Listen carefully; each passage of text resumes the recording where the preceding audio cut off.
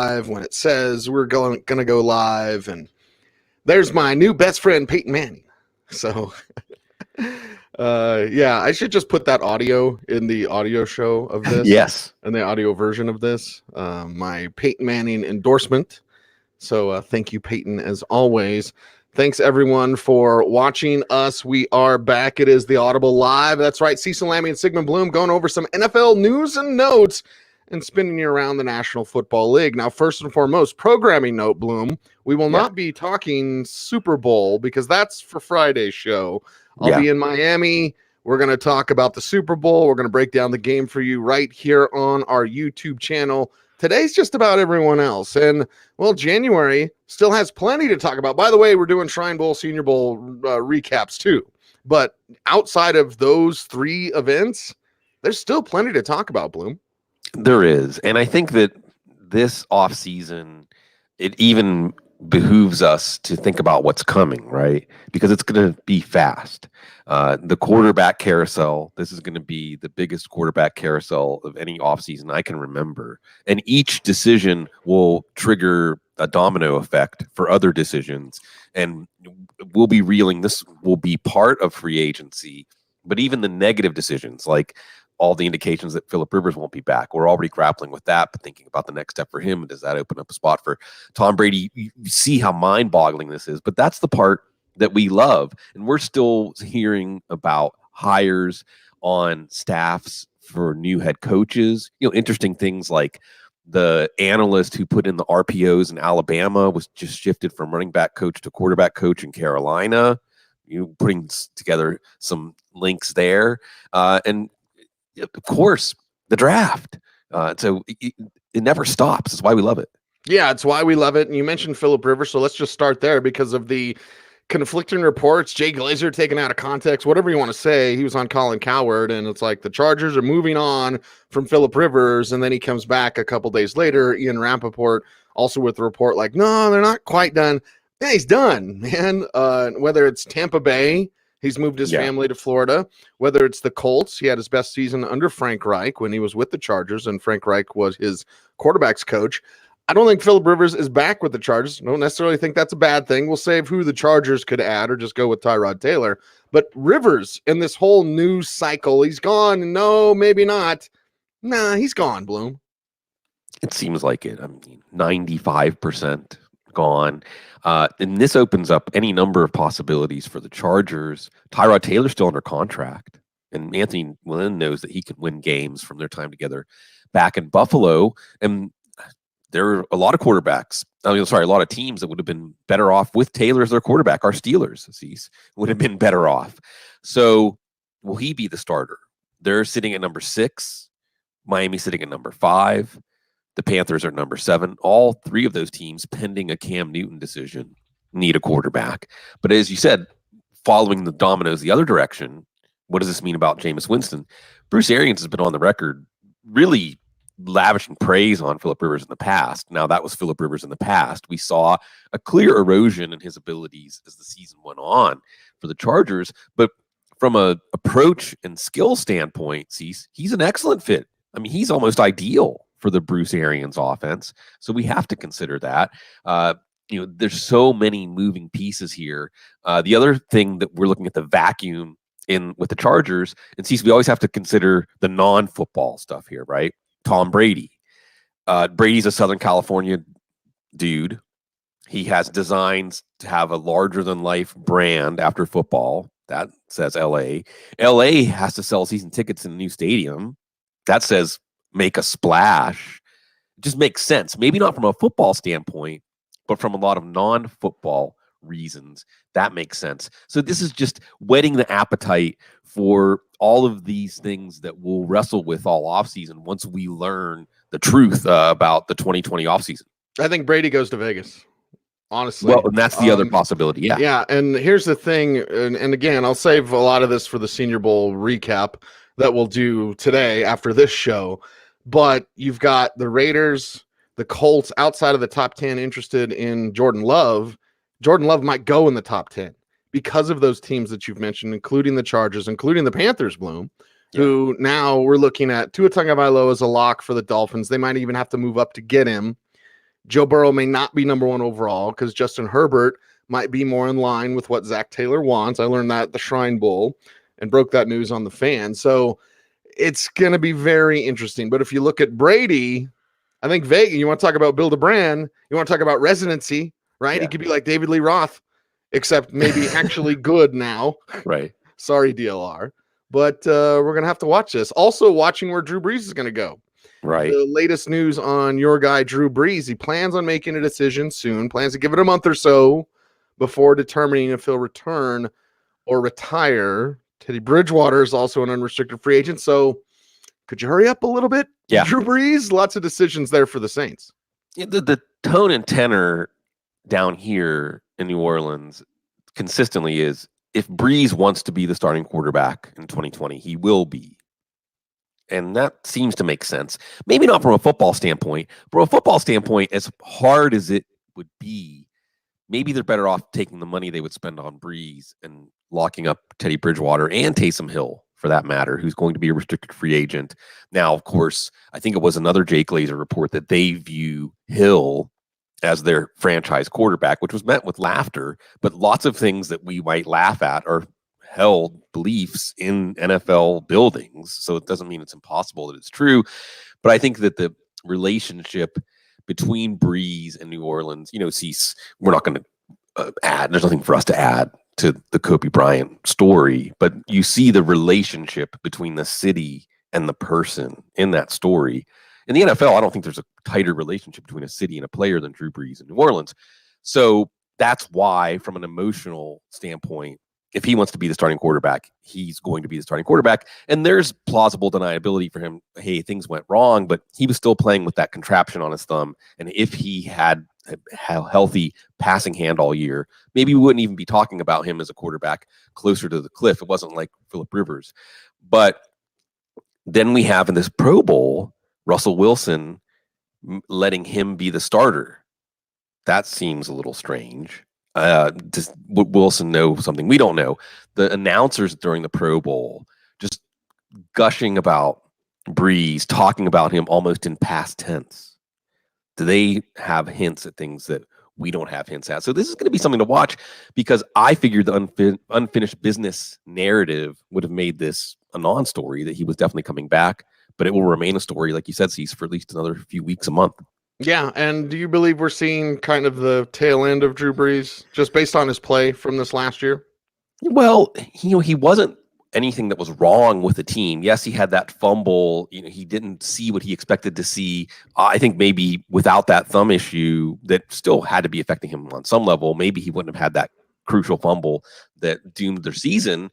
But again, it wasn't watching Phillip Rivers. There were moments that you said he could have made that throw a few years ago. He thinks he can make that throw. He can't make that throw. I didn't necessarily see that with Drew Brees. We've seen a trend where this offense has become less vertical, but it hasn't necessarily been less effective. But Cease, then that makes you say, well, if that's the offense, why not get somebody on the upslope of their career like Teddy Bridgewater, who can do a lot of the same things as Brees? So again, from a football standpoint, this is a tough decision. But I think from an emotional family organization kind of standpoint, if it's Brees' choice to be here, he'll be here. Speaking of family, when are the Cowboys going to pay Dak Prescott?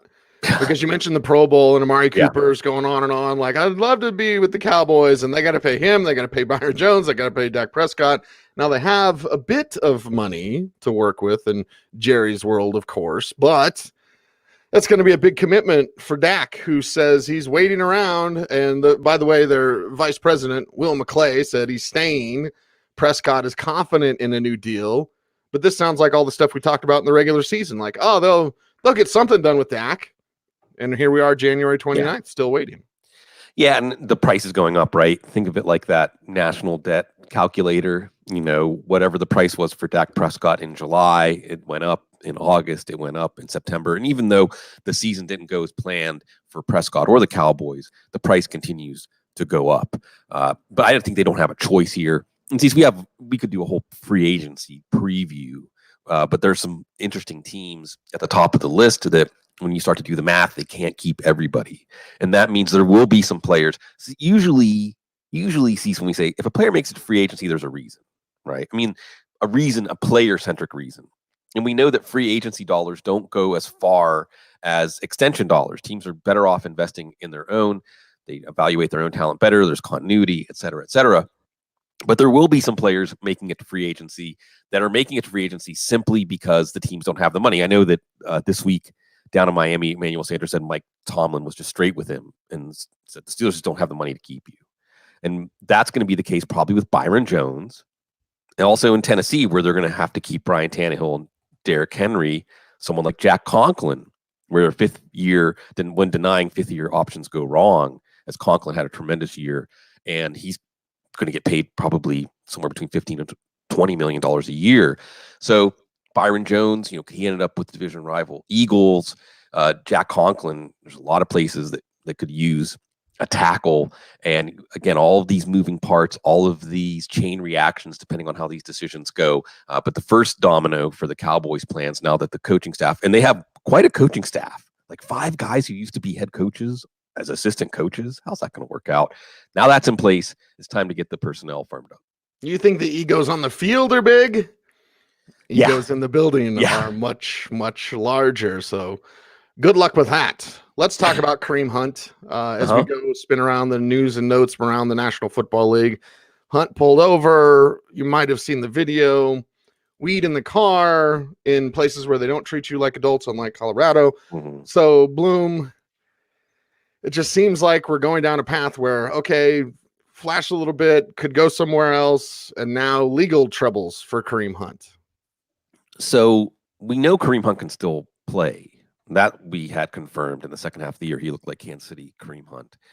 And the plan, at least from the outside looking in, was always get him for free.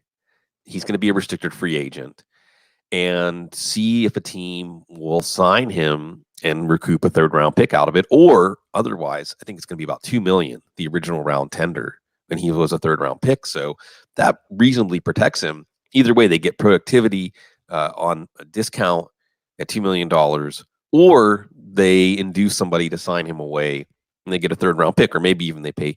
At some point, there's diminishing returns. If you put a 1st round tender on him, you're not going to get anyone to sign him away. Of course, you'll protect him. But this was all a John Dorsey plan. Now there's no John Dorsey. Now it's, as Jared sent me the picture, Revenge of the Nerds, all the Ivy Leaguers.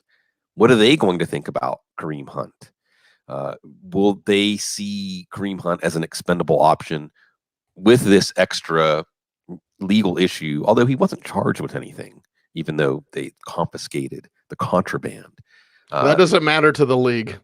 No, it's perception. It's always perception. And this wasn't a good look for the league, and especially when it's a name that keeps coming up.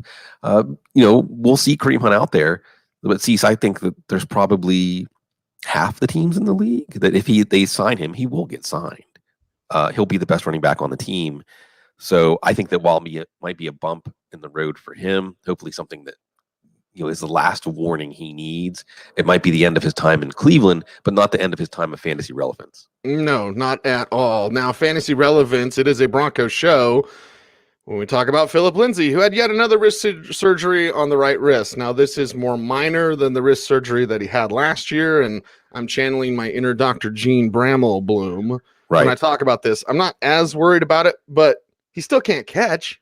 And it's a Pat Shurmur offense. Yeah. And you need backs that can catch. Antonio Gibson, Senior Bowl recap. That's coming up a little bit later today. But yeah, if you're the Broncos or a fantasy GM in a dynasty league, okay, it's another offseason. It's another Philip Lindsay wrist injury.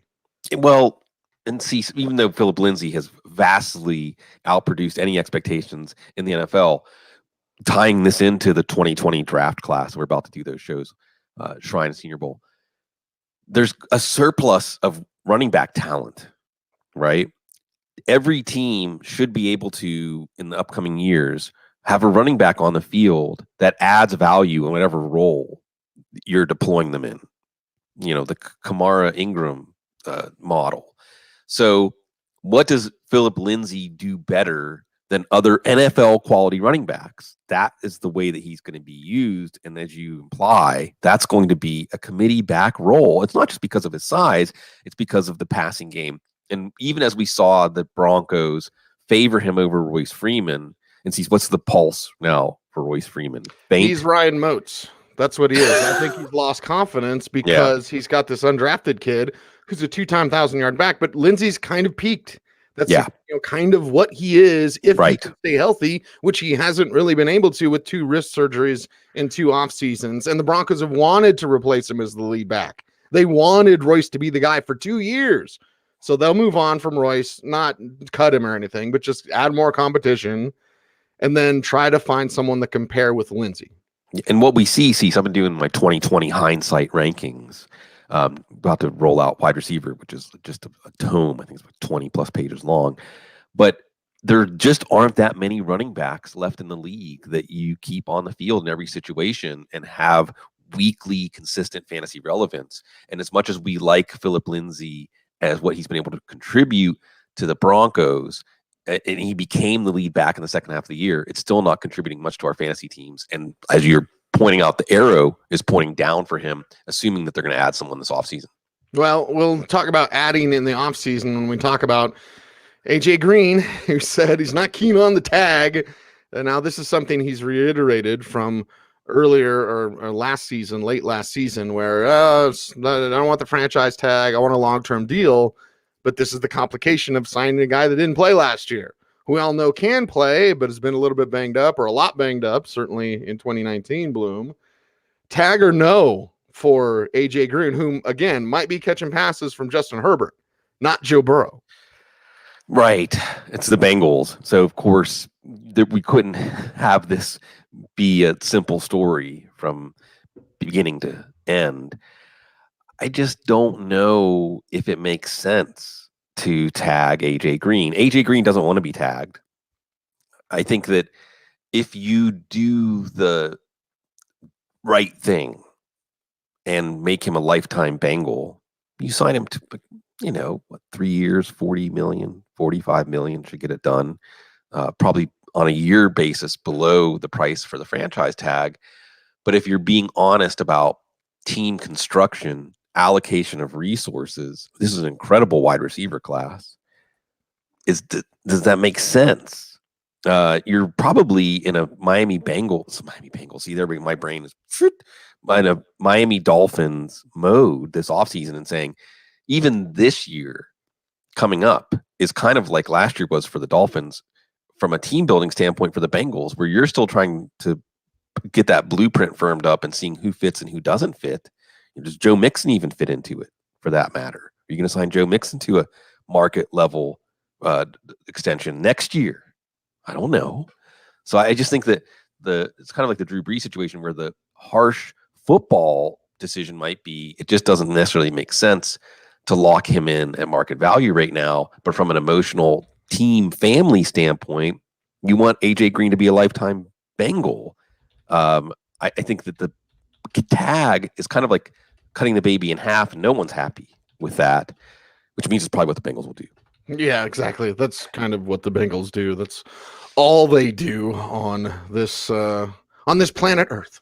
Yeah. So much stuff to get to. Again, we are going to do a Senior Bowl recap. We're going to do a Shrine Bowl recap as well, and our Super Bowl preview comes up on Friday. Also, we've got our man Devin Knotts on our YouTube channel doing some good things. Some little bite-sized videos as well. We're gonna, hit the video thing hard this year on Footballguys TV. So spread the love, spread the news as we'll be going live, Bloom. And you never know, Bloom. We might even do some daily, exactly. not daily fantasies. That's for Austin and the boys on the Power Grid, but maybe some daily shows. Might as well roll out of bed and check in with everybody. Yeah, let us know what you want. And I've got ideas percolating around my head. Want to say this morning, rest in peace to Chris Dolman. Yes, who just posted a few days ago that how well he was doing with brain cancer. So we have chances. The more we're on, the more we have chances just to talk about. I like an idea, Cease, on our daily show. Just whose birthday is it in the football world today, or maybe not even in the football world. Let's talk about anniversaries. There was just an anniversary of that great Troy Polamalu play. We'll be talking more. It's going to be Steelers. Steelers are going to play in the Hall of Fame game, and it's just going to become. They're going to move Pittsburgh like a few hundred miles, like north west there. So there's always a lot to talk about. There's always a lot to think about. There's always a lot to feel about. We like to get together and feel together here, and we'll be doing more of that in the future for sure. Yeah, definitely right here on this channel. So appreciate you all for being a football guy, for checking us out on Facebook Live here. We're on that as well. We'll be on Periscope or Twitch, all that kind of stuff. So again, big stuff, big things popping. He's Sigmund. I'm Cecil. We're the Audible. Thanks for watching. Stay tuned. And as always, stay frosty.